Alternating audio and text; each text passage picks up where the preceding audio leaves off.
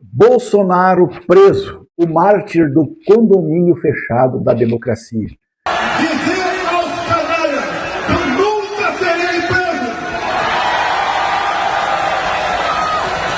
Estimados e estimadas, atenção, vivemos um momento histórico. Jair Messias Bolsonaro, o Messias, está preso, mas não é uma prisão qualquer, é uma prisão domiciliar. Ou seja, ele vai continuar fazendo as mesmas lives, só que agora com tornozeleira e Wi-Fi limitado. É um sacrifício, né? Bom, e a militância bolsonarista está em polvorosa. Mas como assim prenderam o mito? Ele nunca roubou um centavo. Quantos crimes estão aí impunes? E só ele foi preso. Agora, o povo em frente à casa do presidente Bolsonaro. Cumprimos toda a legalidade. Nós temos uma coisa a afirmar a todos, sem medo algum. A legalidade não deve ser cumprida quando essa legalidade é feita por criminosos que usam toga, que se escondem atrás do poder para achincalhar, para prender, para torturar patriotas, uma nação. Todos os patriotas defendem a verdade. Sim, porque talvez que Bolsonaro, na visão dos bolsonaristas, é o único homem correto da história. Nem Jesus escapou da cruz, mas Bolsonaro vai escapar da tornozeleira, né? A argumentação é linda. Ele não desviou dinheiro, não roubou, não fez esquema. Sim, gente, talvez ele só tentou um golpe de Estado, falsificou cartão de vacina, mobilizou militares e empresários para sabotar a democracia, usou verba pública para espalhar fake news, ameaçou jornalista, fez minuta que previa estado de sítio e intervenção, conspirou contra o STF, mas ele não roubou, né? Nenhum centavo. Porque aparentemente a Constituição foi trocada pelo bordão rouba, mas faz. Por golpeia, mas é honesto.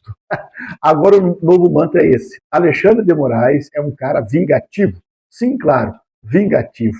Tipo aquele juiz que prende o réu porque ele tentou derrubar o regime democrático. Só isso, né? É uma perseguição altamente injusta, sabe? Ele nem queria prender, mas o Bolsonaro insistiu tanto, né? Bom, e como toda boa novela, sempre tem um personagem democrático. Agora, o Carluxo, o filho número 2, dizem que passou mal com a notícia e dizem que foi até cardiológico o problema, né? Ou talvez tenha sido um choque de ver que o Telegram não salvou a democracia. Afinal, ele acha que governar era só meme, vídeo no TikTok e que sabe dar RT no Alan dos Santos. Mas calma, gente, agora a coisa ficou internacional. A Casa Branca resolveu meter o bedelho. Um porta-voz dos Estados Unidos criticou Alexandre de Moraes, dizendo que as prisões foram abusivas. E eu fico me perguntando, cadê aquele papo de soberania nacional? Cadê o grito de Brasil acima de tudo? Agora, do nada, o bolsonarismo virou fã da política externa norte-americana. Se a CIA lançar um documentário, o Carluxo vai botar legenda em verde e amarelo. E o Flávio Bolsonaro? Bom, apareceu com aquela cara de filho que não estudou para a prova e foi pego colando. Puta que pariu. O senhor consegue me ouvir, senador?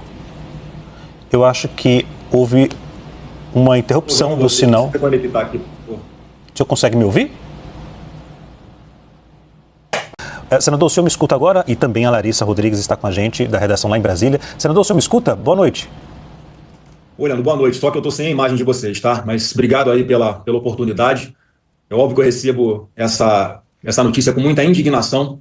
É mais um capítulo triste na história do Brasil, em que nós agora estamos oficialmente numa ditadura, onde uma única pessoa sozinha, ela decreta a prisão de um ex-presidente da República, uma pessoa honesta, uma pessoa correta, que ao longo de toda essa perseguição que ele vem sofrendo, nesse processo que é de fachada, um jogo de cartas marcadas, era tudo que o Alexandre de Moraes queria, se vingar do presidente Bolsonaro. Não bastou apenas ele desequilibrar o processo eleitoral, atuando como presidente do TSE e pesando mais a favor do nosso concorrente do que dele. Afinal, missão dada é missão cumprida. E ele está aqui concretizando mais um desejo seu, né, mais uma satisfação pessoal sua, de colocar em prisão domiciliar a maior referência de todos nós na política aqui no Brasil hoje, numa clara demonstração de vingança às sanções que ele sofreu pela Lei Magnitsky e também numa clara resposta, que ele deve ter ficado muito incomodado com a resposta, né, com a demonstração de afeto, de carinho, de confiança em Bolsonaro que foi dada ontem em todo o Brasil, onde mais de 1 milhão de pessoas saíram às ruas. Então é muito triste o que o Brasil está vivendo hoje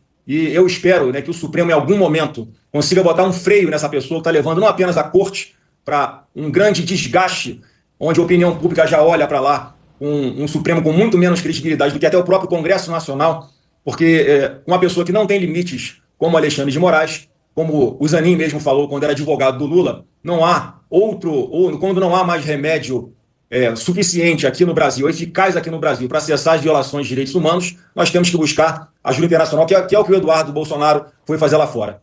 E antes de passar a próxima pergunta, vou responder a todas, né, com maior satisfação.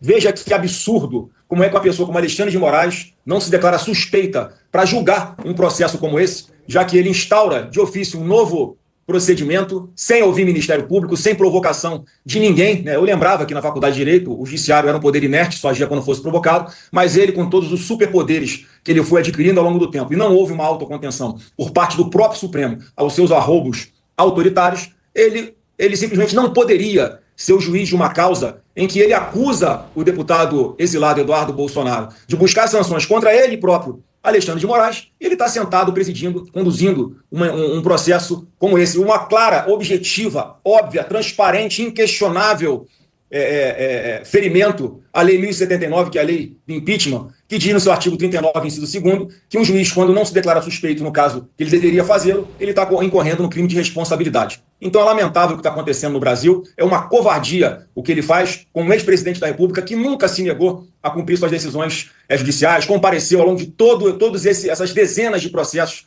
que foram abertas contra ele, basicamente por Alexandre de Moraes. Ele jamais poderia estar julgando o presidente Bolsonaro, porque ele claramente é um inimigo público do presidente Bolsonaro. Ele disse: estamos oficialmente numa ditadura.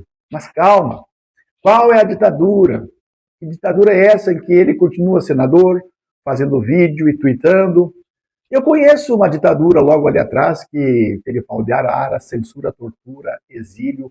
Agora todo mundo usando iPhone, usando a Globo News e usando o Instagram. Essa é a primeira ditadura delivery da história. Mas vamos lá.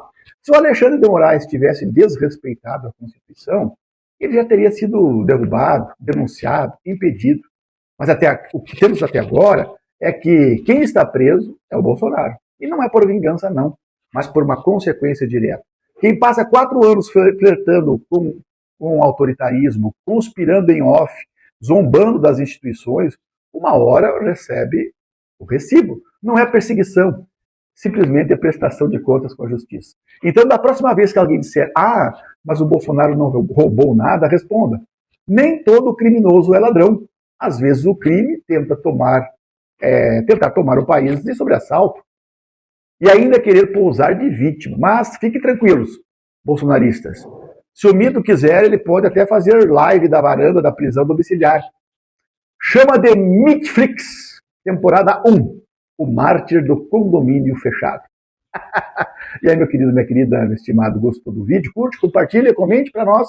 É muito importante. E se alguém reclamar, diz que é fake news. Afinal, aprendemos com os melhores. Até logo mais.